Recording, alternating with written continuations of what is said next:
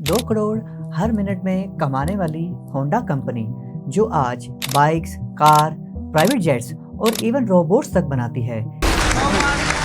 Honda is not going to sell you this car. लेकिन आप जानकर हैरान हो जाएंगे, इसकी शुरुआत एक ऐसे गरीब लड़के से होती है जिसके पास बचपन में एक साइकिल तक नहीं थी। आज की वीडियो में बात करते हैं होंडा कंपनी के मालिक की। लेवल अप चैनल में एक बार फिर से वेलकम। स्टोरी शुरू होती है 1906 में, जिसमें जापान की एक स्मॉल टाउन में पैदाइश होती है सुचिरो होंडा की। इसके फादर एक लोहार थे और मदर सिलाई का काम करती। इनकी फाइनेंशियल कंडीशन इतनी ज्यादा खराब कि वो सुचिरो के 5 बहन भाइयों को बेसिक मेडिकल केयर भी नहीं दे पाए। इस कंडीशन से कैसे बाहर निकला जाना था, वो सिर्फ और सिर्फ पढ़ लिख कर ही मुमकिन फ्यूचर में कहीं अच्छी जगह नौकरी करना था।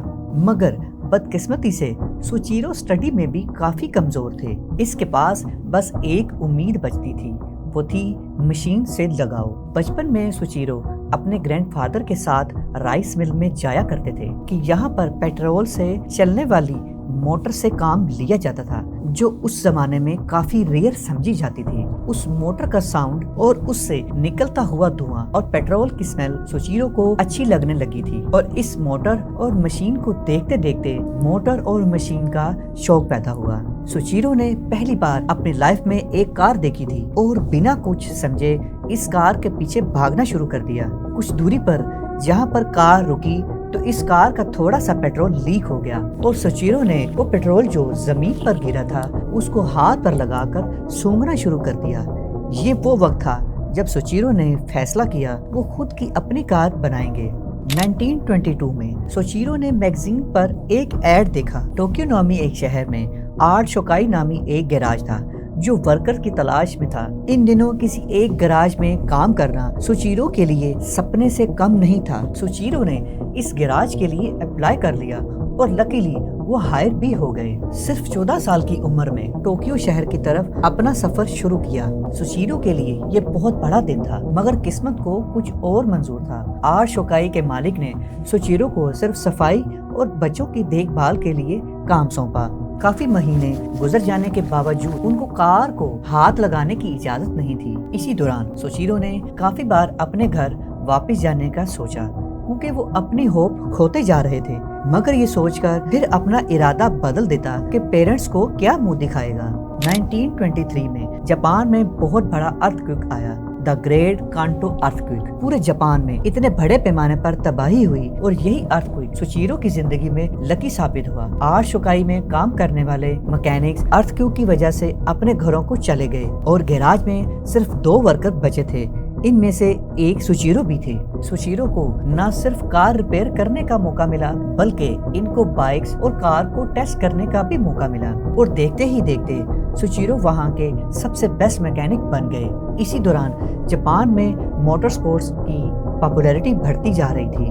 गैराज के मालिक ने सुचिरो को रेसिंग कार असेंबल करने को कहा। सुचिरो ने अमेरिकन कर्टिस पाइपलाइन का सेकंड हैंड इंजन लिया और अमेरिकन बॉडी यूज करके एक रेसिंग कार बना दी और कार का नाम कर्टिस रखा गया। 1924 में जापानी मोटर कार चैंपियनशिप में इस कार ने भी हिस्सा लिया और फर्स्ट पोजीशन हासिल कर ली। 1928 में आर्ट शोकाई ने सुचिरो के शहर हमामात्सु में अपनी ब्रांच खोलने का फैसला किया और पार्टनरशिप बेस पर सुचिरो को इस ब्रांच का इंचार्ज बना दिया। सब ये जानते थे सुचिरो की ब्रांच फौरी तौर पर कामयाब हो जाएगी, मगर ये ब्रांच बहुत बुरी तरह से फेल हो गई। सुचिरो अभी 21 साल के थे और कोई भी अपनी गाड़ी की जिम्मेदारी कम उम्र लड़के को नहीं देना चाहता था, इसलिए इनके पास कोई नहीं आता था। मगर अपनी ब्रांच को बचाने के लिए इसका हल भी निकालना था। अदर गैराज वाले ज्यादातर कार को रिपेयर नहीं कर पाते थे या फिर वो कार्स की रिपेयर को नामुमकिन करार देते थे। ऐसे केसेस में सुचिरो ही थे जो इन कार्स को ठीक करने की गारंटी देते थे। देखते ही देखते सुचिरो की मार्केट में स्ट्रॉन्ग रेपुटेशन बन गई थी। 1931 में जब वो 25 साल के हुए, हर मंथ 1000 यून का प्रॉफिट कमा रहे थे और साथ ही साथ 50 लोगों की टीम भी बिल्ड कर ली थी। और देखते ही देखते होंडा ने रेसिंग कार्स टूर्नामेंट में हिस्सा लेना शुरू कर दिया और 1936 तक वो काफी रेसेस जीत चुके थे और इसी में अपना फ्यूचर देखने लगे। मगर इस दौरान इनके साथ खतरनाक हादसा पेश आ गया। जुलाई 1936 में रेसिंग के दौरान उनकी कार का मेजर एक्सीडेंट हुआ। जब सोचिरो ने आंख खोली तो अपने आप को हॉस्पिटल में पाया। उनकी बॉडी में शदीद दर्द था, उनका फेस फ्रैक्चर हो चुका था, राइट साइड शोल्डर की हड्डी और कलाई दोनों टूट चुकी थी। मजबूरन होंडा को रेसिंग छोड़ने के अलावा कोई ऑप्शन नहीं बचा था। होंडा को रिकवर होने में 18 महीने लग गए। इसी दौरान होंडा ने पिस्टन रिंग बनाने का सोच लिया और वर्कर के साथ मिलकर इस पर काम करना शुरू कर दिया। हालांकि होंडा को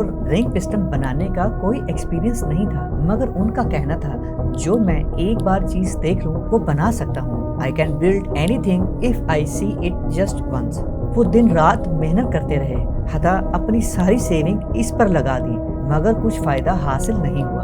बिल आखिर उनको ख्याल आया मुझे इसके बारे में मजीद पढ़ना पड़ेगा। फिर उन्होंने ऐसा ही किया। हमामाचो के हाई स्कूल में एडमिशन लिया और आखिरकार नवंबर 1937 को होंडा ने बेस्ट पिस्टन रिंग बना लिया। और देखते ही देखते अगले 2 साल में सिर्फ टोयोटा ही नहीं बल्कि काफी कंपनी को रिंग पिस्टन सप्लाई करना शुरू कर दिया। और 1940 में होंडा ने अपना प्लेनेट खोल लिया और उनका बिजनेस तेजी से फैलने लगा। मगर फिर कहानी में नया ट्विस्ट आता है और ये वर्ल्ड वार 2 का जमाना था, जब जापान और अमेरिका आपस में जंग लड़ रहे थे। इसी जंग के दौरान सोचिरो का प्लेनेट तबाह हो जाता है। इस हादसे को रिकवर करते अभी कुछ साल लगते हैं कि 1945 में हमामांशो में खतरनाक जलजला आता है और इनका प्लेनेट मुकम्मल तौर पर तबाह हो जाता है और वो फिर से जीरो पर आ गए थे। इसी दौरान उन्हें जापानी फौज का एक जनरेटर मिला जो आर्मी अपनी वायरलेस रेडियस को यूज करने के लिए चलाती थी।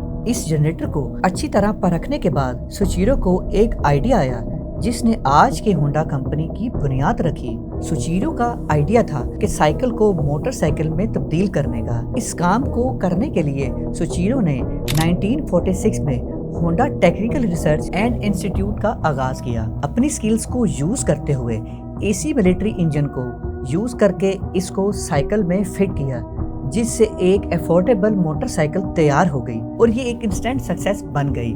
मगर 2 प्रॉब्लम अभी भी बाकी थी। उनके पास सिर्फ 500 इंजन बाकी थे और इसके बरअक्स डिमांड बहुत ज्यादा थी। दूसरा ये कि मिलिट्री इंजन पेट्रोल पर चलते थे और तब पेट्रोल काफी एक्सपेंसिव था। बस ये प्रॉब्लम को सोल्व करते हुए सोचिरो ने खुद का इंजन डिजाइन कर लिया और इसी इंजन को यूज करके मोटरसाइकिल बनाना शुरू कर दी। इन बाइक्स की खास बात ये थी कि इनको चलाने के लिए 100% पेट्रोल रिक्वायर्ड नहीं था। 1 साल के बाद 1949 में अपनी पहली कंप्लीट मोटर बाइक बना ली। अनफॉर्चुनेटली ये बाइक मार्केट में नाकाम हो गई क्योंकि ये काफी एक्सपेंसिव बन गई थी, जो कि कॉमन जापानीज को अफोर्डेबल नहीं लगती थी। इसी बात को मद्देनजर रखते हुए सोचिरो ने मिडिल क्लास लोगों के लिए मोटर बाइक्स बनाने का काम शुरू कर दिया और 1952 में कप नामी एक इंजन डिजाइन कर लिया जिसका साइज काफी छोटा पर काफी पावरफुल था। ये सोचिरो की उस टाइम की सबसे बड़ी अचीवमेंट थी और इसीलिए इनको जापान का ब्लू रिबन अवार्ड मिला। और फाइनली 1952 में अपनी पहली 2 व्हीलर बाइक जिसका नेम था सुपर कप लॉन्च कर दी। सुपर कप को बनाने का असल मकसद था कि हर कोई इसको अफोर्ड कर सके और चला सके। देखते ही देखते सुपर कप ने पूरे जापान में अपने पंजे गाड़ लिए और 1960 में जापान में होंडा नंबर 1 बन चुकी थी। होंडा की एक के बाद एक न्यू मॉडल लॉन्च करते जा रहे थे, मगर उनका बचपन का सपना अभी भी अधूरा था कि खुद की कार बनाई जाए। 1960 में जापान में टोयोटा, निसान एंड सुजुकी जैसी कंपनी कार मार्केट्स को चला रही थी। सिंपल वर्ड्स, यही कंपनी राज कर रही थी। सोचिरो ने 1963 में अपना पहला 4 व्हीलर लॉन्च किया। ये कोई कार नहीं बल्कि T360 एक पिकअप ट्रक था। इसको लेके होंडा की शुरुआत अच्छी नहीं थी, मगर इन्होंने हार नहीं मानी और जापानीज फैमिलीज के लिए होंडा N360 कार लॉन्च कर दी। इसकी कामयाबी की सबसे बड़ी वजह इसकी प्राइस का मार्केट में 25% कम होना था। देखते ही देखते इसने अपने झंडे गाड़ दिए और 1975 में अपनी कार होंडा सिविक लॉन्च कर दी और इसी कार ने अमेरिका के कार मार्केट को हिला कर रख दिया। होंडा सिविक आगे जाके दुनिया की फेमस कारों में से एक कार बन गई और इसके न्यू मॉडल आज तक मार्केट में सेल होते हैं। होंडा इसके बाद होंडा अकॉर्ड, होंडा सिटी जैसी मॉडल लॉन्च किए और इसी तरह पूरी दुनिया में ऐसी कार्स बना ली थी जिसका चर्चा पूरी दुनिया में होता जा रहा था। जापान के छोटे से शहर का एक गरीब लड़का जिसका सपना सच हुआ। होंडा का कहना था, सक्सेस इज 99% फेलियर। अगर आप अपने फेलियर पर हार नहीं मानते और मेहनत लगन के साथ अपने विजन पर काम करते हैं तो एक दिन आप जरूर कामयाब हो जाते हैं। जी दोस्तों, कैसी लगी आज की कमाल स्टोरी? उम्मीद है आपकी लाइफ में भी कोई एम होगा जिसको आप हासिल करना चाहते हैं। बस जुड़े रहें अपने उस एम को पूरा करने के लिए, उसको पाने के लिए। सक्सेस एक दिन आपके कदम जरूर चूमेगी।